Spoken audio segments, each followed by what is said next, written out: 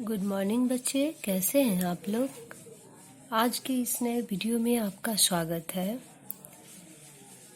जैसे कि हम लोग कल के वीडियो में चैप्टर 13 तीन वरदान, जो स्वामी विवेकानंद जी की रचित कहानी है, इसके बारे में अध्ययन किया था। तो एक बार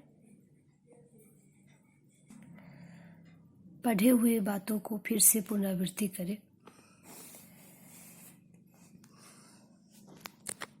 कहा जाता है इस कहानी में कि हारू नाम का एक लड़का रहता है जो नाटे कद का रहता है, जिसका नाक छोटी और मोटी होती है। वो बहुत गरीब रहता है। उसकी विधवा बूढ़ी माँ रहती है। उसके अलावा उसका देखभाल करने वाला घर में कोई नहीं रहता है। एक दिन कोई कारणवश हारू की माँ उसे छोड़कर चल बसती है। तो वह बहुत रोता है और कहता है, माँ मुझे तू छोड़कर चली गई, अब मेरा देखभाल कौन करेगा। यह सब सुनकर गांव वालों को देखा नहीं जाता है और गांव के मुखिया उसे कहते हैं कि हारू, अब तुम्हारी माँ नहीं रही, अब तुम्हारा देखभाल करने वाला घर में कोई नहीं बचा है। मेरी इच्छा है कि तुम शादी कर लो। वह उस समय कहता है, ठीक है, मैं इसके बारे में सोचकर आपको बताऊंगा। जब वह माँ का क्रियाकर्म समाप्त करता है तो वह अकेलापन महसूस करने लगता है। तो एक दिन वह जाकर मुखिया जी से कहता है कि मैं शादी करने के लिए तैयार हूँ।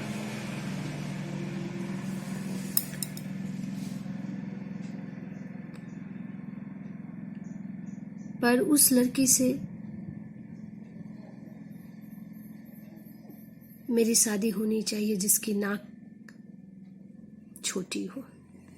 इस पे मुखिया जी मुस्कुराने लगते हैं और उसके बाद से प्रसन्न होते हैं। फिर दूर गांव से एक छोटी नाक वाली उपयुक्त कन्या को ढूंढते हैं और उसके साथ उसका विवाह करवा देते हैं। वो बहुत प्रसन्न रहता है, लेकिन उसका खुशी कुछ क्षण के लिए होता है। पहले तो गांव के बच्चे उसे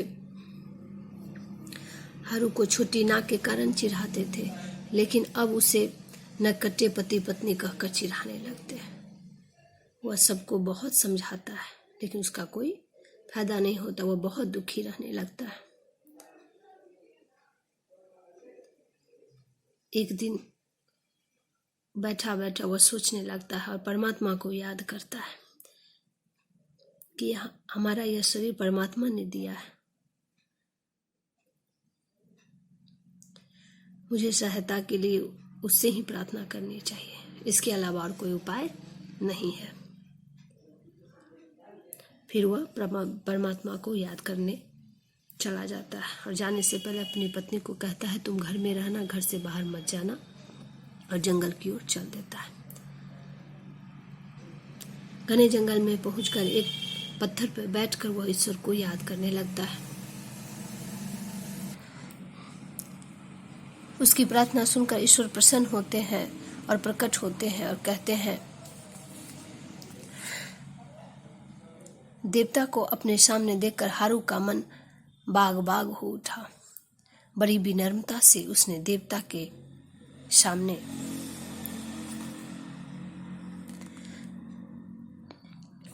देवता को प्रणाम किया, साष्टांग प्रणाम किया और हाथ जोड़कर निवेदन किया, हे प्रभु, मुझ पर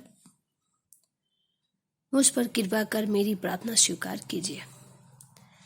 करुणा निधान प्रभु ने मुस्कुराते हुए उसे 3 गरेटी पत्थर के टुकड़े दिए और उसे बारी बारी से 3 बार फेंक कर 3 वरदान मांग लेने को कहा। उसने भगवान को साष्टांग प्रणाम किया और यह शुभ संवाद अपनी पत्नी को सुनाने घर की ओर भागा। पत्नी ने जैसे ही दरवाजा खोला वह सीधा अपने पलंग पर जाकर राजा की तरह ठाठ से बैठ गया और उसकी पत्नी को बड़ा आश्चर्य हुआ। पत्नी को आश्चर्यचकित देखकर वह बोला, प्रिय, मेरी बात सुनो, मैं बड़ा भाग्यवान हूँ। और अपनी सारी राम कहानी उसे सुना दी। उसकी पत्नी प्रसन्नता से नाचने लगी। फिर उसके पास आकर बैठते हुए बोली, सुनो जी, पहली गोटी धन दौलत के लिए फेंको।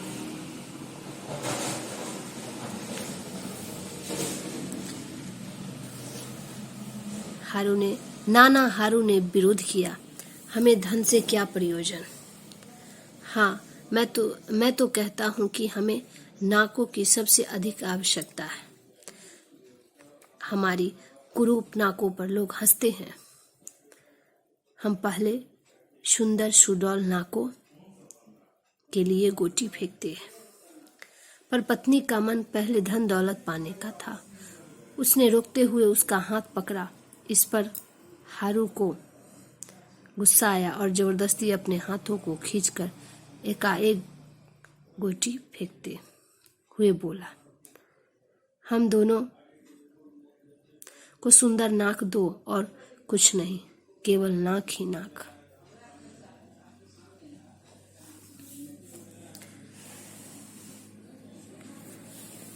तुरंत ही उन दोनों के सारे शरीर पर नाक ही नाक उग गए। हे प्रभु, दया करो।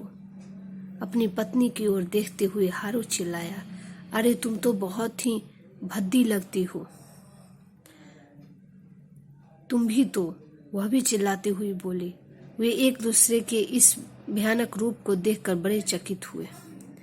उन्हें बेशक सुंदर सुंदर अनगिनत नाकें प्राप्त हो गई, पर वे इतनी कष्टदायक थी कि उन दोनों ने दूसरी बार गोटी फेंककर उन नाकों को हटवाने का निश्चय किया।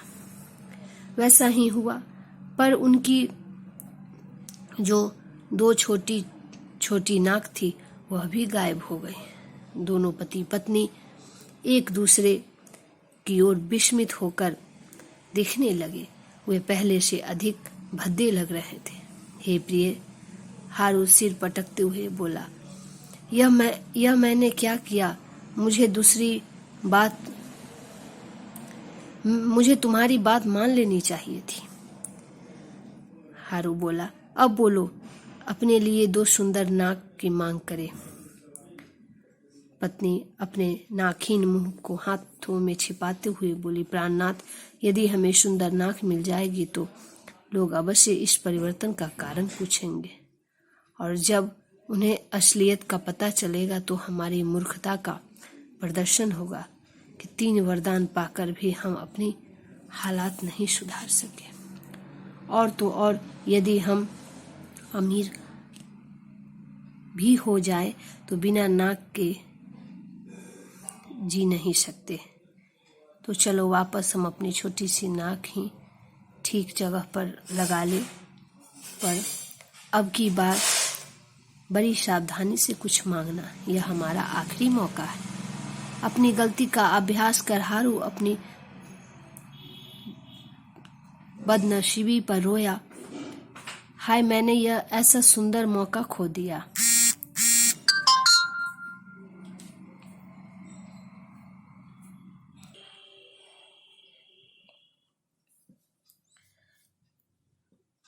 मैं भी कैसा मूर्ख हूँ, पर अब बहुत देर हो चुकी है। अंत में घुटने टेककर उसने गोटी फेंकी और प्रार्थना की, हे भगवान, हमें हमारी छोटी सी नाक वापस दे दो। ईश्वर ने उनकी प्रार्थना सुन ली। दोनों को हंसी आ गई।